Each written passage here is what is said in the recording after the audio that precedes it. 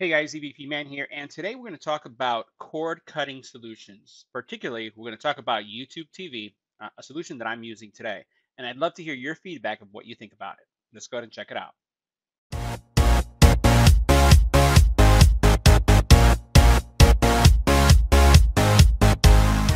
Now, before going through the YouTube TV solution, I just wanted to highlight a couple things of my experience and talk a little bit about the solution, how it works, and then I'm going to give you a demo, highlight the things that I like, that I feel work really well, and then the things that are not so good about the solution.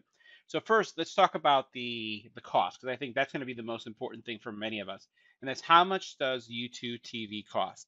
So as you can see down here, we're looking at $35 a month, and for $35 a month, you're going to get live TV, so that is your local stations. So I'm here in Chicago, so I get, my channel 2, my channel Fox 32, and all the other channels that we have, NBC, ABC, etc.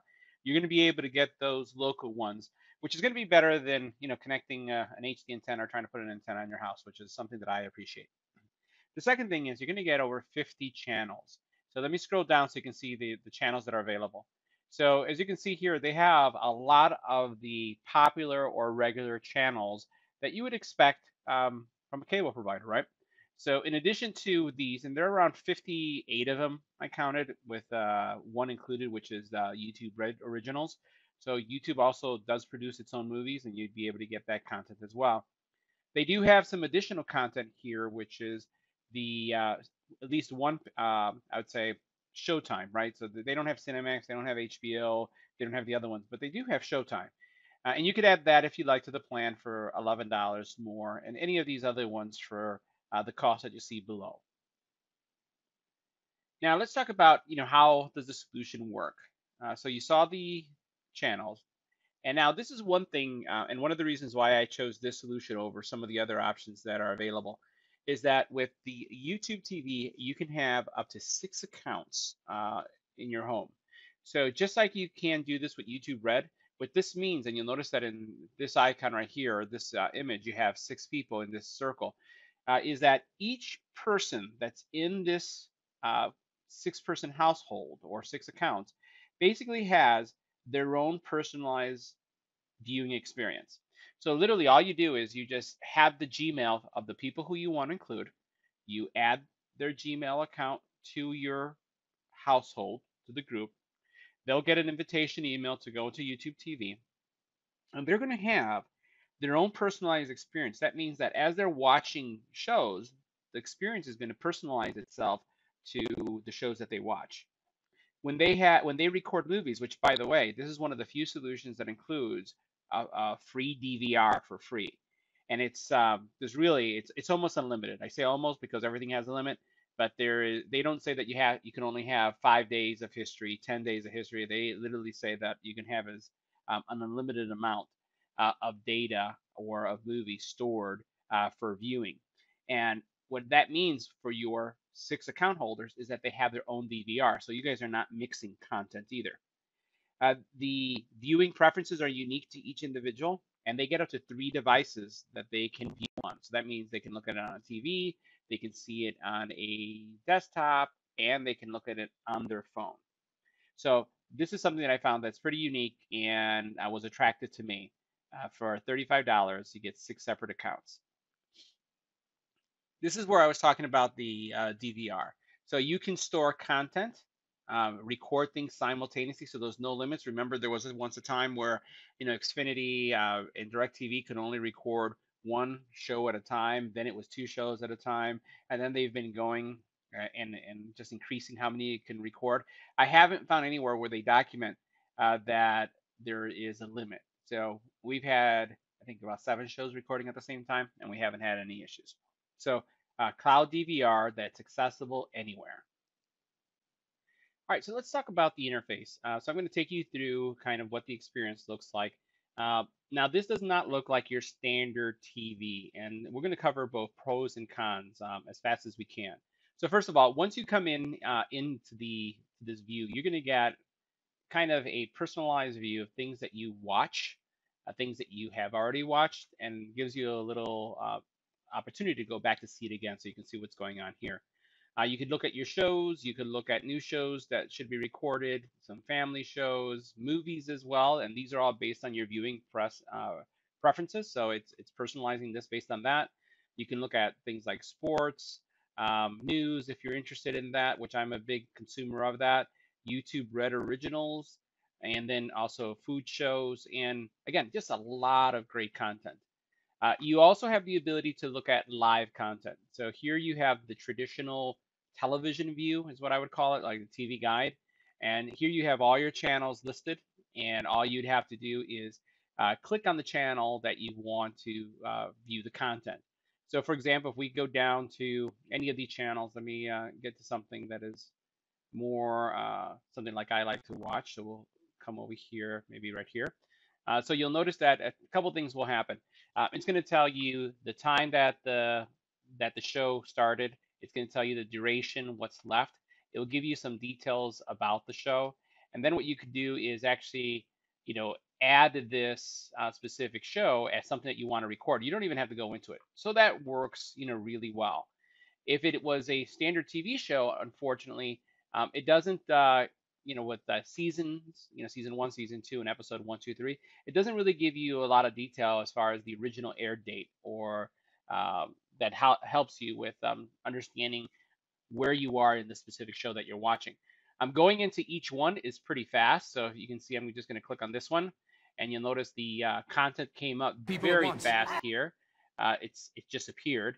And I do have the ability to pause, fast forward, skip contents as I would. And then I also have the ability to record this if I'd like to. Let's get out. I can go back. So let's get out of this for a second. And you'll notice that it stays here at the very top.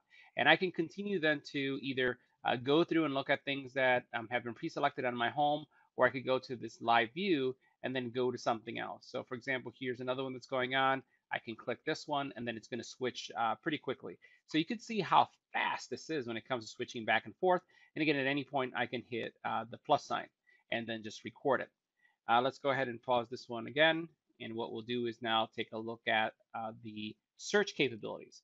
So with the search capabilities, I can type in like a sci-fi show that I'm looking for, and it will bring up all the findings. All right, so there is the one that I was looking for. I can click on it, and then it's going to show me all the seasons that are available. It does not have all the seasons, is something that I've noticed. So you'll notice how it jumps between season 2, season 6.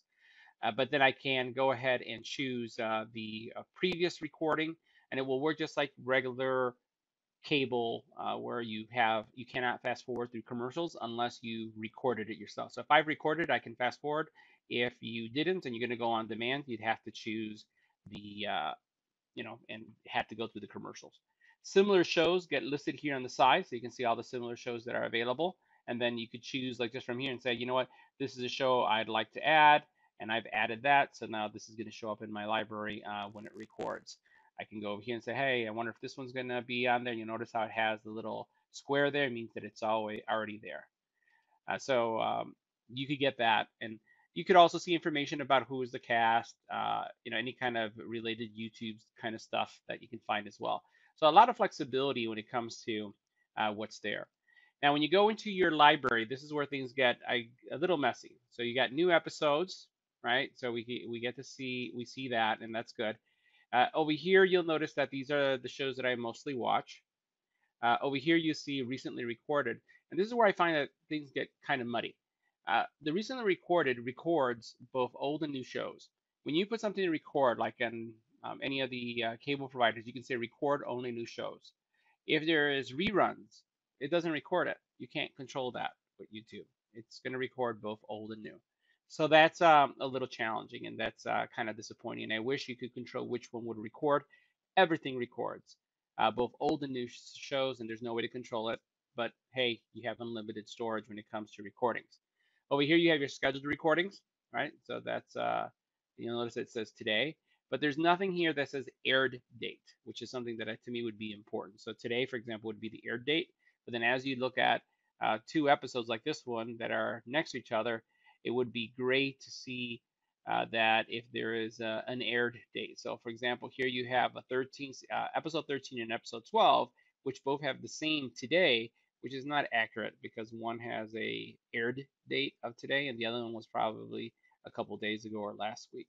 So I wish that it had that. Here you have everything that I have recording, and I could not only see what's recording, but I could actually go back. So this one we just added. I could go back and look at again and play on demand stuff if that's something that I'd like to do. And then as I scroll down, these are all my shows. So a lot of flexibility in search, a lot of flexibility in the recording and also live. But once again, there's no way to record new episodes only. Air date tags are confusing and could be better laid out. There's no way to remove old recordings as well. So when you're looking at something, you really can't tell it that I viewed it. It's just going to be there. I don't know when and if it disappears. I haven't seen that yet. And you know, there's just inconsistency between the software application and this when it comes to also the UI. So for example, you know, when you go into the library, it's just it's just a little bit different, not significantly different, but just a little bit different. I don't want to go into a rant. So this is kind of like the experience of what you can expect when you're looking at YouTube TV. If you have questions about this, would like to know more about it, again, this is what I'm using as my primary television provider or content provider. So I've cut the cord completely and only using internet and this. Make sure that you leave comments in the bottom area. Let me know what you think about this because I think that a lot of you may be curious about this. And then make sure you smash that like button and subscribe. Thanks for watching, and I'll see you in the next one.